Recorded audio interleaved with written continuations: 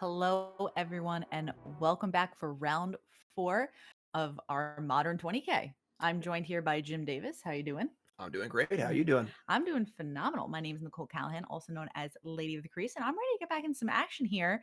We've got two brand new players here. Some fresh faces. Some fresh faces. We have Alex Rubin on Temur Rhinos and John Johns on 5-Color Creativity. Both these players are 3-0 too. Yes. Well, we've had the pleasure of seeing a creativity deck on camera already today. We have not yet seen a Crashing Footfalls deck happen, and that's happening right now. The Rhinos. And see, you have to suspend here, kind of the backup plan, Right? the plan B. I was like, you're supposed to cast that unfairly, but Alex doing everything the right way. So we see Alex on 2 lands, John's fetching up, and we're just getting this game rolling. I imagine there's going to be a tricolor land here, if I had to guess. Nailed it. Oh, man. So good. This is why I make the big bucks here in the booth. I can see why they asked you to do commentary this weekend. However, kudos to John for playing a regular Triome and not a alternate art one. So, Jetmer's Garden, I know what it is. We're good to go. That is the Naya Triland. Very good. As John takes a look at options here, Alex going to crack his fetch land, cracking that Scalding Tarn, gonna search up something here. It's getting chilly in here. It's a little chilly, I think. Oh, is it a little chilly in here? I don't know. I'm just feeling a little bit of a chill, a little bit of breeze. Getting icy. Oh goodness. I was waiting for it. Yes, waiting for it. upkeep ice, tap your land on the play. It's honestly kind of a devastating play. Yeah, I mean, but the 5-Color Creativity deck is already slow enough. Doesn't need any help. It's true. That is very true. Doesn't exactly get out the gates real quick. And we see a Shardless Agent here from Alex's side, taking a little looky-loo. What are we gonna find? What's gonna be in here? There's that. I mean, could be anything. So unlucky, hitting all these 3 drops. Oh, there you go. Yeah. I thought he was extending the hand. I was like, well, I mean, that would have been real quick. But gonna take a look through at what was cascaded past here and making a couple of Rhinos.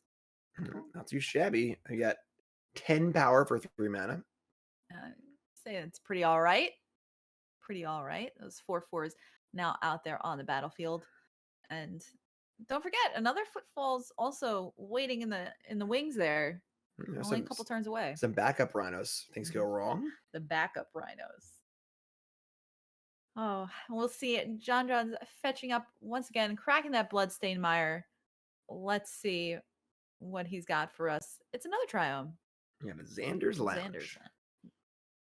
Side note, I'm pretty annoyed they didn't name the New Capenna like lands Xander's Triome. Yeah, it doesn't make sense. Jetmir's Triome. Logically, it's supposed to be like a cityscape and stuff. I guess it should be like the actual name of the Cabaretti Triome, not the boss's name. Yeah, I mean, even then, like a Triome's like a landscape sphere, and these are like buildings or whatever because it's New Capenna. But I don't know, it just feels weird. I mean, we say Triomes, we know it's Triome, you know it's Triome, but whatever. Chat, you all know it's Triomes. Yeah, right? Seriously. We'll see. A Steam Bed's coming here untapped. Gonna go down to 18. So gotta watch that life total at this point with all those big threats there on the battlefield. Teferi going to come down. Just gonna try to stem the bleeding here. Gonna bounce a Rhino into oblivion, draw a card, and then hopefully draw off some damage here from Alex to kind of get that the attention away from John John's face. Yeah, Teferi, best card of the matchup for sure. Obviously, it just turns off the Cascade mechanic by itself, and bouncing Rhinos is great. So, this is the floor for Teferi. Right. 3 mana, kill a Rhino, draw a card, gain 2 life, which is pretty good. Yes. As we see, Shardless Agent going to finish off the Teferi, but that Rhino is going to go face. So, John down to 12. Now, it's pretty interesting to know that Alex has not 1, but 2 bounce spells in hand. Petty Theft from Brazen Borrower, as well as the Gone half of Dead Gone. So even if John is able to, produce some sort of big threat off of creativity, Alex can bounce it and kind of keep going. And we'll see what the threat is and then how much damage it'll do when it ETBs. But yes, and that is along with a land and a Bone Crusher Giant, which is some 2-for-1 fun there. Both a threat and a removal spell. Teferi coming down once again. Now, this could take care of the other Rhino and then draw a card and then just die to Shardless Agent again. but then there's more rhinos. Well, actually, no, because like we were saying, the Teferi turns off Oh, the oh, stomp. turns off Cascade, and it turns off the ability Oh, to cast a spell uh in your upkeep. You can't cast spells, you can't cast oh, that's sorcery. right. So it kills the suspend and the cascade part of the rhinos. And once the fairy hits the battlefield, Alex cannot produce a way to remove it because he cannot cast spells anymore. So this is Right. a pretty backbreaking play from John It here. it would be John's. It's not just on John's turn. It's Yeah. any time an instant can be cast or whatever. It cannot be cast at Right. any I time. think you have to It have only at sorcery sorcery speed, speed. and you can't cast spell sorcery in your Wow. upkeep. So a little rhino side here, destroying the rhinos that are and the rhinos that would be. I mean that brazen borrower though, attacking in the air. Like this is still a clock. Yeah, I mean, definitely for sure. Then Teferi can die here, Borrower can get in for a little bit, but those two Teferis took out 4 rhinos, drawing a card both times, Yes. Mm, and soaking up damage. So 2 cards wow. drawn, 7 damage soaked up. Yeah, and I mean, and Alex feels the need to attack Teferi with both of these creatures. Yep. And playing around any sort of extra removal spells, bolts, and things like that. We see a dwarven mine here. So this is interesting. I mean, the both creatures are attacking Teferi, so blocking the obviously a bolt too. Oh wow. Oh, what a turn. So able to bolt and then block the shardless agent. So Teferi's staying at 1. So there was a dwarf there. It didn't actually enter the battlefield, but a Right. dwarf came in, blocked the agent, and then the bolt killed the thingy, and that's It was very still invisible. alive. Yeah, and whew, Invisible dwarf. So Alex feels the need, has to main phase stomp the Bone Crusher Giant, and it's just going to pass the turn. Not going to cast the Bone Crusher to follow up. So we'll see what the next steps are here. pretty good hand for John here. You got multiple fables, multiple removal spells. And Alex, the Rhinos deck definitely does this thing well. He puts the Rhinos into play pretty consistently on turn 3 every game. But once you deal with the first wave, the first crash, if you will, you kind of gotta like, all right, gotta find another one. And then the Rhinos don't scale well as the game goes on. Once you get the later turns, 2/4/4s, it's good, but it's not as backbreaking as it is on turn 3. Yes. We'll see this Fable of the Mirror Breaker making a Goblin Shaman out onto the battlefield, playing an Arid Mesa, and then passing the turn back. Fable of the Mirror Breaker, super powerful card. Broke its way into Modern pretty quick. Just great card advantage. Able to loot. Perfect the hand. Uh, Perfect card for a deck like Creativity, making fodder for creativity in treasure tokens and goblin tokens. So Yeah, but while most importantly, not being a creature itself, just to right. kind of sneak in there. Yeah, I mean, creativity is the kind of card. Creativity. Fable is the kind of card that definitely missed by most people on the spoiler, and then it just keeps getting better. Oh, this is a really good standard card. Oh, this is actually a pretty good pioneer card. Oh, it's actually a pretty good modern card, and it just keeps going. Oh, yeah, this card's actually just really, really good Right, because 3 mana is a lot in modern. for So sure. it's gotta pull its weight, and it seems to do just that as Shardless Agent gets into the red zone here, offering up the trade with the Goblin Shaman. Now, it's up to John. What does he think he's gonna do? It looks like he will take that trade. At 11 life, Alex at 13. I guess it's all dependent on what exactly is in John's hand here. Yeah, I mean, with this like copy of Fable, I guess we can kind of if John wants to chill and just play another one, but So we see Bone Crusher Giant coming down. So most likely that Goblin Shaman not going to be able to attack profitably anyway. yeah, and the shot that the bone crusher was face up too, so Yes. makes sense. Knew that was there, so decided to take the trade as he could get it. Going to fetch up another Triumph. Well, that was actually a triumph That too. was actually a Triumph. And end of turn, anything else? It looks like there is. Leyline Binding comes into play. Will not trigger the Bone Crusher Giant. Yep, so it is the ability targeting, not the spell targeting. So Right. nice little interaction there for John. Let's draw for turn. And looking to loot here. Let's see if John wants to clean up his hand a little bit or if he's happy with what he's got. It looks like 2 lands, perhaps, hitting the bin. John's I'm got a gonna, lot of cards. yep, Yeah, gonna those. draw 2. This is where you realize the effectiveness of the fairy exchanges earlier, right? Right. It might not look like much of a time, but like that was +1 card both times. Now you can see we hit the mid game, and John's just flush with cards because of that. Now Alex did play the Shockland untapped there, so could have Bow and Outburst, could have a force negation. So John needs to respect that, but isn't pretty firmly in the driver's seat here. Yes, we can see the force negation in Alex's hand as he casts that. So the second fable will not resolve. goes to exile, and another Dwarven Mine into play on the side of John. So, and then another follow up because I I heard you like Fable of Mirrorburger. Yeah, why not? Keep them coming. So making another Goblin Shaman token out on that battlefield, and Alex will draw a Brazen Borrower for turn. The fun part here is that, this creativity, like the goal was obviously to creativity into an Archon of Cruelty, but with all the treasures and stuff, you just cast it. I mean, there's already 6 lands in play, treasures coming, a 7th land plus treasure can just cast the Archon, and there isn't really much recourse for Alex. Alex can bounce it, but Right. when you're just casting it, you just cast it again. And Right. the ETB trigger is really good too. So Yeah. John firmly in the driver's seat here. And we see some attacks. Oh, wait, before attacks. I'm gonna bounce that Goblin Shaman token saying I'm going to deny you that treasure. So Petty Theft going to take care of that. Brazen Borrower out on an adventure for now. Still gonna get in for that one. So both players at 10 life at the moment. Going to play Stomping Ground tapped on John's side and pass the turn back. We did see the Archon of Cruelty in John's grip as well. Yeah, so would have been able to cast it this turn, but denied. But the next turn looking pretty good as well. Right. And then that's a bolt there to take care of the Brazen Borrower. And taking a look at the graveyard. This is kind of what I was saying, where like, say Alex draws Charles Agent here and puts 2 Rhinos into play. Hmm.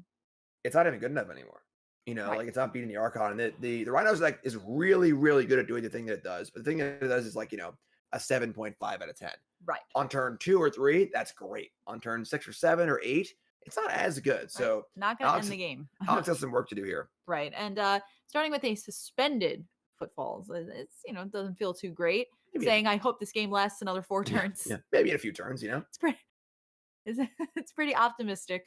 As we see the dwarf token getting in once again. So this dwarf doing work. Who needs Archon of Cruelty? Yeah, so we see here that John could cast the Archon. I believe there's 2 black. It was actually not 2 black. I'm sorry. But has the end step. Kiki copying Kiki play. Yes. Gonna go for that. Looks like Copy a million Kikis.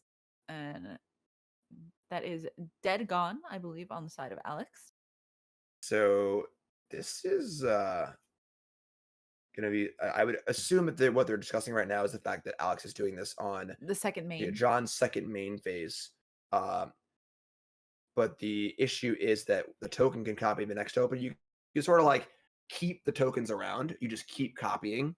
Right. So now the real one's dead as a copy in play, but it still allows this end step make a bunch of tokens thing to happen. It just needs to happen in each phase. You get a copy something, copy something, copy something. Right. So yeah, he's saying I'm going to make lots of tokens and you are going to be lots of dead. Right. So there's enough mana there where a bunch of tokens can happen, but it's kind of a fun game state. It can happen sometimes where if you only have a few extra mana, you sort of like copy your fable, and then the copy keeps copying the copy. You kind of like keep floating these fables, Right. kind of hanging out, but not necessary there because 7 goblins gets the job done. Yes, that should be that should do it. As we move on to game number 2 here, creativity taking down game number 1. And I'm telling you, we've watched a few games with this creativity deck. We haven't seen anybody actually cast creativity yet. What's part of the draw, right? Is it like you're just playing all these really good cards?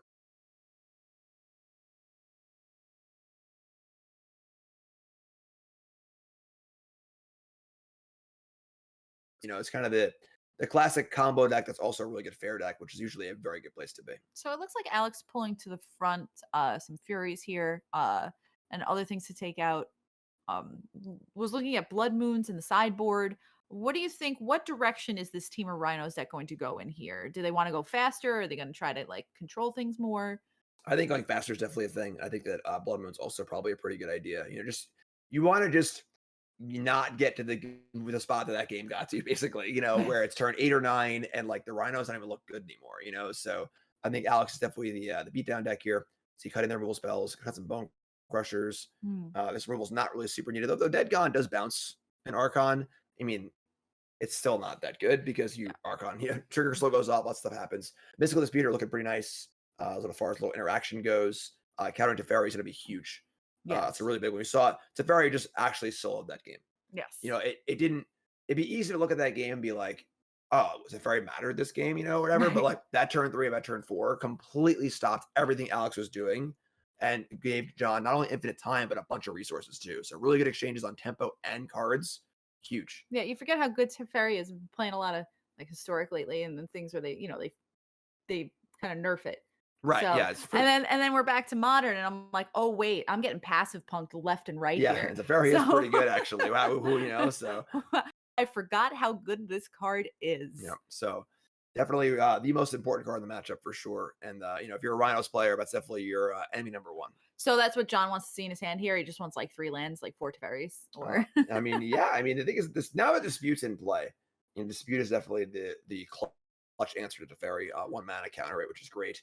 And the blood moons are good too. So I think that Alex definitely pick some game up here, Mm. which is obviously very very good for Alex because now you can battle back against these tough cards. Right, and it looks like both players taking a mulligan here. John 5 lands, a persist, and a fable, not quite cutting it. And Alex very unhappy with his opener too. Which one of these two decks mulligans better? I think in this spot Alex is favored because again, the early game belongs to Alex. Get those Rhinos in play, counter Teferi, get the Rhinos in play, and you have 10 power, and you win the game in 2 turns. Right. As we saw, that game, those Rhinos came down, that board was scary. Yes. Later in the game, not as scary. So I think these mulligans favor Alex. All he really needs is, a couple lands and a Charlotte's Agent to get the job done. All right, Whereas John's got all these colored lands and all this crazy stuff going on. So it looks like they're both happy with their 6s. John looking like going to ship back a lightning bolt, keeping some counter magic in hand. And we're ready to start off game number 2 here. Alex is going to kick us off with a Misty Rainforest. And we'll see if what kind of follow up is here. Again, now we're going slow Rhinos Are again we, here, I think. Are we Yep. suspending? Yep. Which honestly is going to be a little Low and better, slow? a little better than post-board games. I like The standard Magic procedure is that games slow down in game 2 and 3 because both players have the right amount of interaction. So definitely, a little better than it would have been in game 1. We also see the fetch from Forest here, which is sort of like a hey, Blood Moon might be a thing in this match, kind of nod too. We see that. Will John take the warning? How many basics could 5-color creativity really play? Probably only a mountain. Honestly, I think that they occasionally will board an off mountain basic because you don't want to play any lands that aren't mountains for your Dwarven Mines. Right. So it's definitely a pretty high cost there. But gonna go for an end step fetch here. Probably gonna Triome. So. Right. And on John's just like looking at this like, oh no, basic forest into basic island. Yep. Know what's coming. I know what's coming. Can you stop it? Is the question. Now the big one here is Leyline Binding. Right. So once a few tap lands are in play, as long as there's 1 white mana up at any given time, you can float the white, let the Blood Moon resolve, and then just hit the Blood Moon that way too. So it does have, I'm sure it's 4 bindings of a deck. A lot of good answers in that regard. It doesn't count as I have to still have X amount of basic land types in play. Oh, you're right. Oh, good catch. Actually, you're correct. Right. It resets. Forget everything I just said. It resets everything. Right. So that's but we know that John does have some counter magic in hand. At the very least. Oh, and there's Teferi. There is I believe a Flusterstorm in hand. Also got the 1 basic mountain. And the 1 so basic ready to battle mountain. Blood Moon. Right? With the basic mountain. Yep. Gotcha. I'm about to have more basic mountains, that's all. Yep. But leaving the counter magic up here, there is a mystical dispute on the side of Alex, but no 3rd land. But you can see it's texture of this game, where now the suspended Rhinos looks pretty good actually, because both players are kind of just sitting, chilling back a little bit. Both players have reactive cards in their hand: Flusterstorm, Blood Moon, Mystical Dispute. Right. So these Rhinos are probably going to hit. Right. And we know that, Alex holding up that mystical dispute for John Teferi. John deciding I'm not going to jam my Teferi on 3 into 2 open mana with my opponent missing their 3rd land drop, For sure. So it looks like fetching up here, even though both players did mulligan. Yeah, the important thing here is that John has a Flusterstorm in hand also. So right. John's now going to set up a Teferi plus Flusterstorm here, which is going to win this battle, and then once again deny the Rhinos coming into play. Right. We'll see as John untaps and draws a card for turn. We'll see, like you said, they have that untapped mountain in hand. So able to play out a 4th untapped mana source here. Very important to be able to hold up that counter magic. All right, here we go. There's Teferi. Let's open the floodgates here. Yeah, you can see Alex, not slamming the dispute here, kind of pausing. There is no other play, but he has to dispute. But Alex recognizes this is probably a setup. Yeah, but needs to do it either way.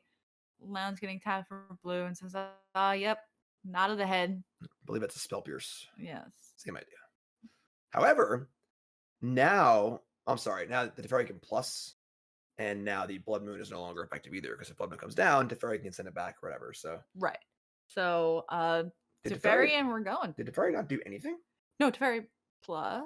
No, Teferi starts on No. 4. Teferi does start on 4. Alright, Oh, maybe still effective. it's weird because I thought he had it on 3. I don't know. Maybe he yeah, I Yeah, because guess. it's a minus Yeah. 3, I It believe. is So it is now, -3 that so would bring him down to 1. yeah, Yep. all right. No, it should be on 5. Or well, if he didn't do anything, then it's not on anything. And So news for you folks, Teferi's still good. yeah, doesn't matter. Yep, Teferi can literally be in as the passive, and yep. that is all it needs to do in this matchup. But Petty Theft's going to bounce it back to hand. Still no third land from Alex's side. So John can just replay Teferi here and not have to worry about having it countered, really. So Yep. that's back in, and it's still on 4, and he's just going to pass again. Only scary I thought there would be force negation, but didn't have it last turn. Right. So Think you would have seen that one if it had happened. We'll see. Ice down that land. main phase ice. Main phase on my turn. Trying to right? gotta put this game on ice. Oh my goodness. So we'll see. Tapping it down and drawing a card. And still no land. Keeps missing that land drop on the side of Alex. Got to feel really bad here. Yeah, I think John was just vibing. Hey, last turn I didn't plus, and Alex didn't draw a land. This turn I'm not going to plus, and Alex not going to draw a land. Right? You know, works good.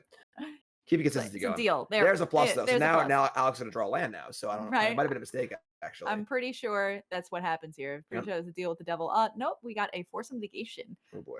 on the side of Alex. So gonna have to try to run out another ice again. So tapping your Xander's Lounge once again Oh and boy. draw. And it looks Ugh. like the draw was a shardless agent and not a land. So The only good news here for Alex Oh. is that there's no discard to hand size. yeah, double discarding Archon of Cruelty. Oh boy. That's got to be so scary. Yeah, there. Goblin Shaman getting in 2 damage. Alex down to 17. And let's see what John has to follow up here. I see Indomitable Creativity in hand. That's pretty good. Persist is pretty good. Oh my god. Oh my GOSH. So Alex is up. So I say Alex's only chance here is that maybe there's maybe out of Archons he boarded a few out maybe, but no, there's Archon. Yeah, and doesn't look like it. yeah, I mean obviously super rough game for Alex. The hand looked pretty good, honestly. Dispute, Blood Moon, built basics, but just couldn't find the third land. Right, not being able to find that third land, that third color. Red's super important here. Can't do anything about it. So Oh my we'll God. see. And it looks like a mystical dispute. And Alex said, I've had enough. So looks like Rhinos falling to 5-color creativity here in round number 4. John's and 5-color creativity moving up to 4-0 on the day. Alex still at a very strong 3-1. Yeah, I think you gotta understand like that this is part of Magic, and I think Right. that if you want to be a successful tournament player, you need to play a match like that and just smile, shake your opponent's hands. Okay, sure. Like, is it frustrating? Sure. Does it feel bad? Sure. Right. But the reality is you didn't sign up for a chess tournament. You signed up for a match tournament, and that, a non-zero number of games are going to be decided like that. So is what it is. Shake it off. And honestly, you'd rather hit your bad draw like that in what, seemed to be kind of a not great matchup anyway. So I think, yeah, take that one, shake it off and move on. Still plenty of matches to play. Yes.